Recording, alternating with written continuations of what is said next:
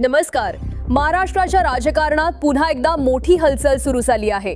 जळगाव जिल्ह्यातून येणारी एक बातमी सध्या राजकीय वर्तुळात चर्चेचा विषय ठरली आहे। उद्धव ठाकरे गटासाठी हा मोठा धक्का मानला जातोय, कारण एका प्रभावी नेत्याच्या संभाव्य पक्षप्रवेशाची चर्चा रंगली आहे। पुढे जाण्याआधी एक विनंती करेन, तुम्हाला आमचे व्हिडिओ आवडत असतील पण अजून तुम्ही चॅनलला सबस्क्राइब केला नसेल तर चॅनलला लगेच सबस्क्राइब करून घ्या।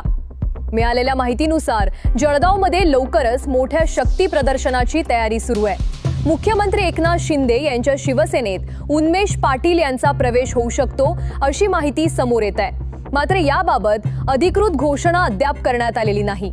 उन्मेष पाटील हे जळगाव जिल्ह्यातील ओळख असलेले आणि प्रभावी नेते म्हणून पाहिले जातात।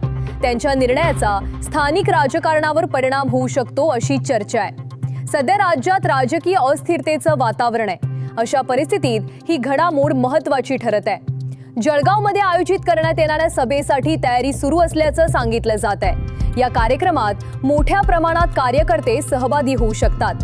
काही वरिष्ठ नेतेही उपस्थित राहतील अशी शक्यता वर्तवली जाते। या सभेतच उन्मेष पाटील यांच्या पक्षप्रवेशाची घोषणा होऊ शकते अशी माहिती सूत्रांकडून मिळते।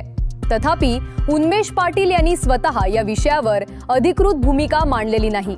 तसेच मुख्यमंत्री एकनाथ शिंदे यांच्या पक्षाकडूनही स्पष्ट निवेदन आलेले नाही। उद्धव ठाकरे गटाकडून देखील अधिकृत प्रतिक्रिया समोर आलेली नाही। त्यामुळे संपूर्ण चित्र स्पष्ट होण्यासाठी अधिकृत माहितीची प्रतीक्षा आहे। राजकीय विश्लेषकांच्या मते जर हा पक्षप्रवेश झाला तर जळगाव जिल्ह्यातील राजकीय समीकरणांमध्ये बदल होऊ शकतो।